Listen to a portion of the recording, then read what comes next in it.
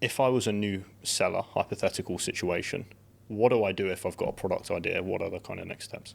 So the key principles is that you definitely want to have all your product ideas and information down on what's called a specification sheet or a tech pack. And that's so you're clear on what the product is that you're developing, because you don't want to approach a factory and say the product should be around this size and a little bit of this material, but maybe you can change it and the dimensions are around this. You want to be very specific so that you can say, like, this is an outdoor furniture chair, it's 80 by 40 centimeters, it's polyester material, it's nylon trimming, the poles are steel, the thickness of the steel is this. And like, if you don't know that, then you can buy samples of competitors and figure that stuff out. And if you want to iterate later on, you can still make changes, but it's very important for a factory for them to give you accurate pricing. They have to know exactly what it is that you want, and you have to be clear on what you're developing as well. So I'd say stage one, get all your information down on a specification sheet. Then stage two is find the top 5 factories for your product, and that could be on Alibaba, that could be on Import Yeti, it could be finding them at the Canton Fair. And I've got tons of videos on my YouTube channel, Sourcing with Kian, which shows you how to find those things. But ultimately, just summarize the top factors on Alibaba. You want to make sure that they're verified, so third parties have gone in and checked that they are who they say they are. You want to make sure you're getting trade assurance, so your payments are protected. You want to know that that factory's been in business for more than 5 or 6 years. You want to know what certifications they have. You want to know the markets they supply, so that the majority of their exports are going to the markets that you supply, so they're familiar with the type of certification and quality levels that you have. So once you've identified who's the right factory to work with, then you can start to get pricing and samples and things like that. And the 2 most important things you should be concerned with is the price of the sample and the quality of the sample. And then once you have I would start by what is your favorite sample that you received in terms of quality, and then you can negotiate the price down. So if you received a price of like $450, $480, $5, $433, but your favorite sample was the one which was $5, you can say that, look, I'm happy to give the order to you, but just so you know, I've received the price of $450 and $433, so if you can match the price, then I'll give the order to you. And they're capable of doing it because all the suppliers receive the same information. So that way you still get your favorite supplier, but you also get the best price as well. And then from there, the best product development you can do is inside the factory later on. And like, when you're getting started, you just want to do 300 pieces as a trial order. Maybe it's a little bit too early to go to China. That money is better spent on your production and ordering more units. But if you really want to scale your knowledge and scale your production, then the next logical step is going to visit the factory to really understand who you're in bed with, essentially, because your supplier is your partner for the long term.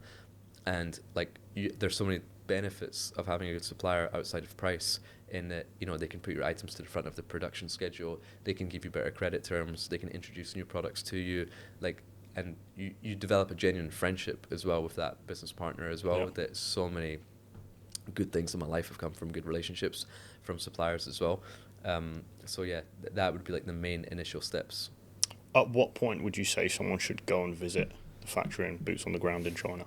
I would say as soon as you validate that the concept works. Okay. So if you have a product and the first order went well and you sold out in 2 or 3 months, then the first thing I would do is go to China, because you want to now get the best manufacturer, not just the one which is willing to work with you. And then you want to make sure that you're getting the best price, but you also want to learn about the product development as well, because you can easily order a product online and just say, okay, yeah, that's good, and then sell it on another website online and say, like, yeah, I'm getting sales, and then invest money in ads. But if you really want to add value to your customer, you have to understand how your products are made. And luckily, the first factory I went into was a backpack factory. So that really blew my mind, because I saw a backpack as before one unit in a shelf in a store. But when I saw it in the factory, I saw it in 30 different pieces. I saw the shoulder straps, the foam that goes in the shoulder straps, the webbing, the buckles, the zippers, the pullers, the inside lining, the waterproof coating. And I saw it in 30 different stages of production. So now if I've got an $18 product and I want to make it a $15 product, I've got 30 different places I can go to in my head, because I've learned about the product development process. So that's where you can add a lot of value to your customer and really grow your knowledge on the production by spending time in the factory, and not just going in the factory and looking in the room and smiling and say hello and just be like, all right, cool, let's go to the bar now. It's more so like spend a full day there and learn everything about them and what all their capabilities are, and that will really help and grow and scale your product development skills. Okay. You said there something about validating your product or validating your idea. What is the process for testing demand? How do you recommend people do that in the initial stages?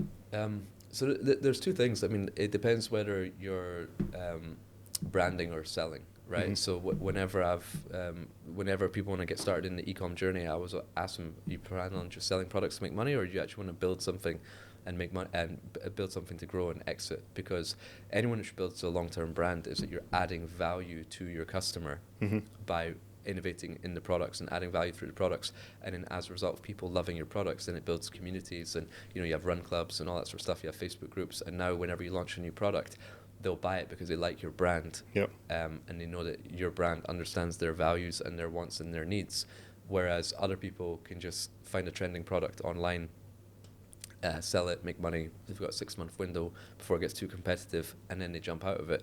Both are okay, but one is a short-term thinking and one's a long-term thinking. And the one of the brand is building an asset which can be sold because it's got a loyal fan base, it's got an email list.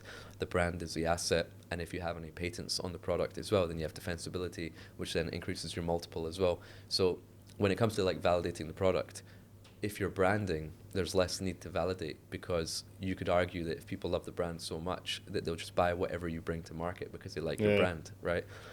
Whereas if you have no brand and you're just flipping products on TikTok Shop or whatever, then you have to validate it in different ways to see like, okay, what's the search volume for this product? How many competitors are there? And I've never been a fan of that process, so I'm probably not the best to advise on that. But I've never ever in my life used a tool to see how many units should I be ordering and should I develop this product. Yep. I've always said, this is a customer buying the product. Here's how I can make the best possible product at the best quality, at the best price from the best supplier. So I know when the product comes out at the end of that they're going to love it. So I've never needed to like validate it. I've always just worked closely to develop the best for it. Because I always ask myself the question, what problem am I solving for the customer through this product? And what is my USP? What's my unique selling proposition over the market leader? And if I can answer those two questions, then I know it's going to be a great product, because I know it's better than what's already out there. Yeah. So the marketing will take care of itself. But if I'm selling a product which is similar to what everyone else is doing, then that sort of research and keyword research and data is very, very important. Okay. So you would say kind of pick the brand building route and its product development and build a community, and then you've got an asset that you can sell, and that's the key focus versus, cash flow business. Yeah. Where you got to analyze all these trends and data more. Yeah, exactly. Because the other good thing about that, and each their own, like some people like the other method, but you can also attract A+ talent into your business as well, because certain people love your brand and resonate with your values and what you're doing, that they want to be a part of that mission as well. And then if you want to get like C-suite people, then you can also offer them equity in the company and attract top tier talent by being able to offer them equity, whereas the guys which are just like flipping fidget spinners, they're not able to attract that talent, if you know what I mean. Mm-hmm. No, for sure. Okay. So in terms of like analyzing factories or kind of making the decision there, what criteria are you looking at?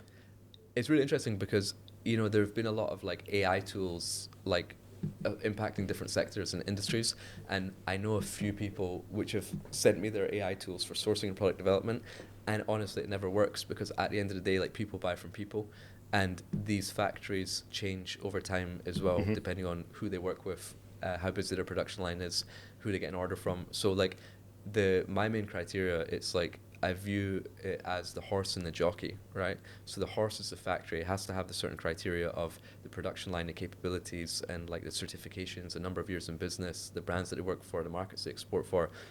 But a lot of factories are tick, tick, tick, tick, tick. But then it's the factory boss. Like, how do they run the factory, right? Because what sort of values do they have? And because I've been in situations with factories where we've been working for several years, and then there's been a big like mess up with a certain product, right? We've ordered a couple of containers, maybe it's $100,000 worth of stock, and the factory have messed something up.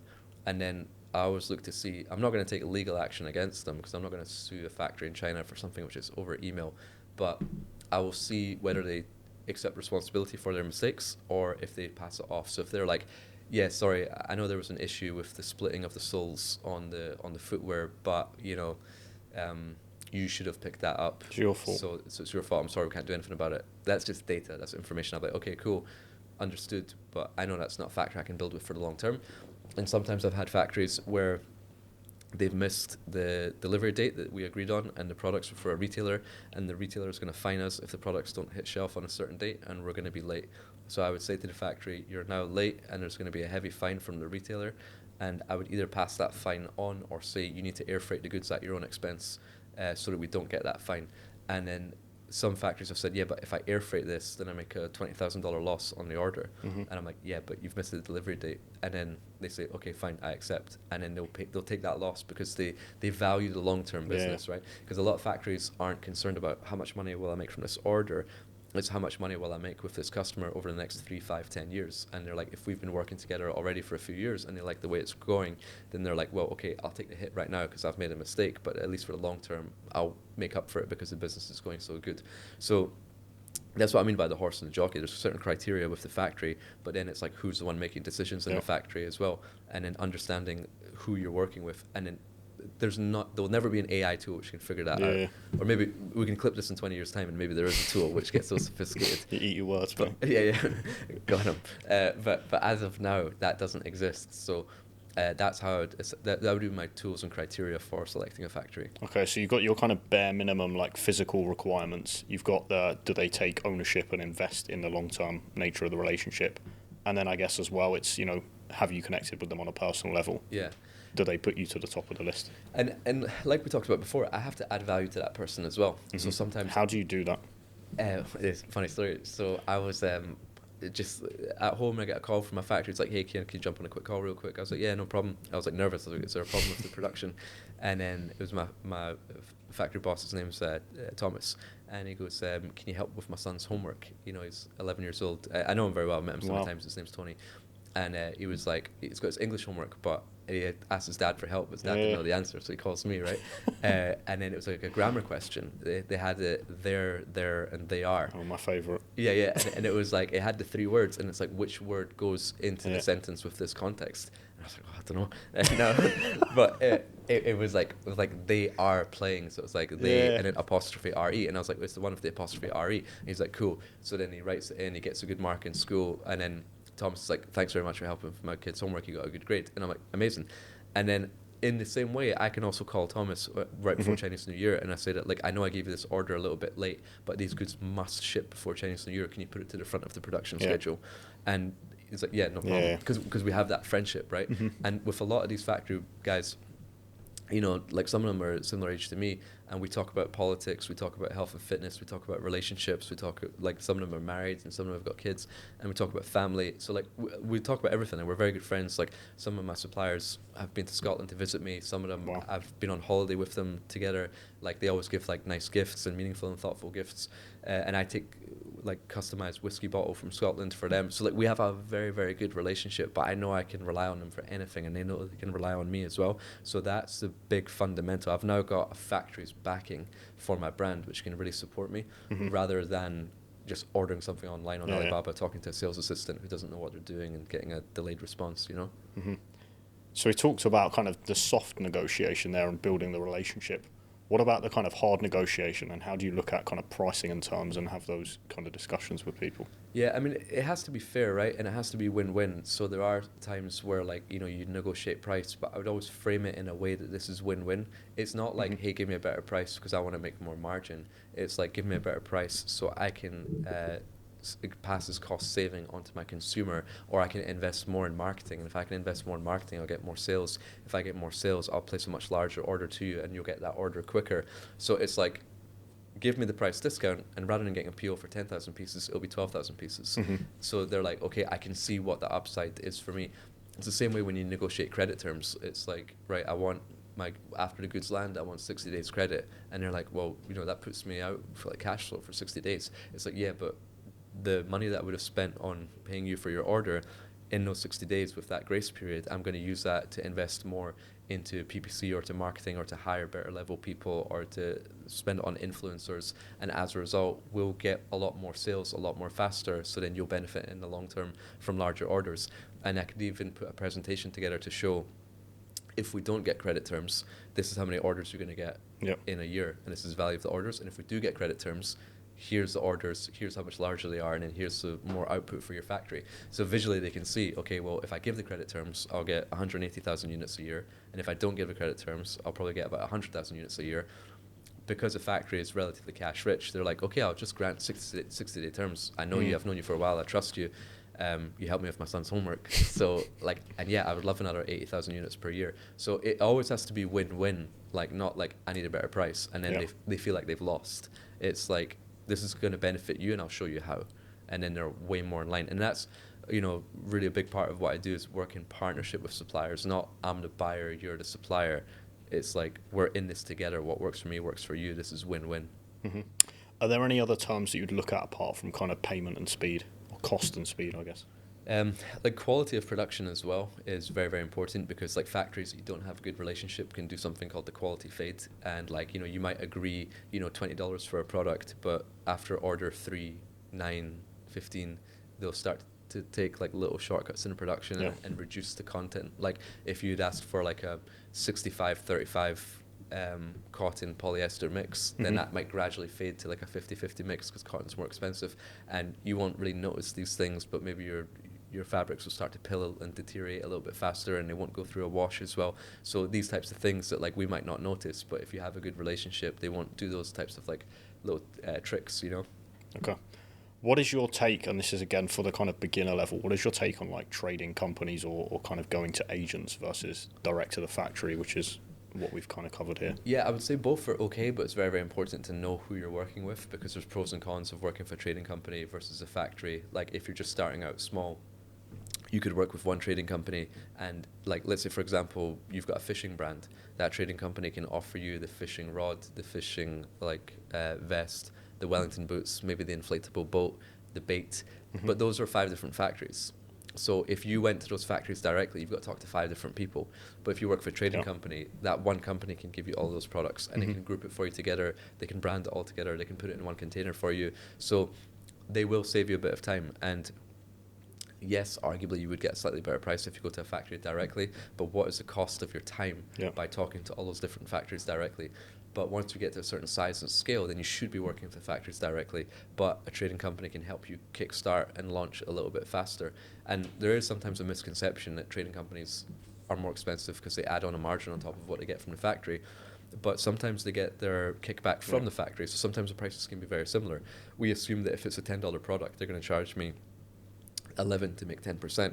But actually it might be a $10 product, and the factory gives them $1 of their profit because they've brought in new business, and sometimes they take from both sides. So it's just important to know who you're working with, so you know what strings you can pull, so you know like what are the pros and cons of that relationship. But where people mess up is that they think they're working for a factory, but they're actually working for a trading company, and then they can't like a trading company. It's very unlikely for them to give you credit terms, because they're not the ones owning the workers, owning the stock, owning the fabrics, whereas a factory will give you credit terms. So you might be like trying. It's like, why am I not getting credit terms? But because I'm not working directly for the factory. How do you figure that out if you're new? By visiting, because I mean they should be honest and they should tell you. But there's a couple of things you could do. Like one, you could visit a factory and just go see, because a trading company could still take you to the factory, but you know who's the factory boss by who's got the biggest office in the factory, and it will normally be like a 6-year-old fat guy drinking his tea, smoking a cigarette, and maybe doesn't speak too much English. So if you go down and just say, I want to talk to the boss, get a photo together, like have a sit down and chit chat, then you know like who's really running the factory. But another way you could find out is by not visiting China, is by talking to your supplier on WeChat, right? During their working hours when they should be in the factory.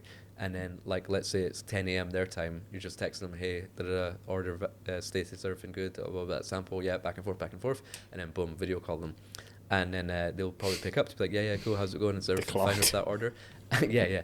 And then I was like, hey, while I've got you on video, is it cool if you just take me down to the production floor real quick? I'd just love to see the production line in the sample room, and you know, what type of machinery that you got there. And if they're like, yeah, sure, no problem, let me show you right now, then it's like, well, they're in the factory, so they are a factory, right? Whereas if they're like, you know what, like I'm actually just out of the factory right now, but give me a call tomorrow and I'll show you tomorrow. Then it's like, well, you're probably not a direct factory, you're probably just working in an office, you know. So those little tells, you can start to figure it out. Okay.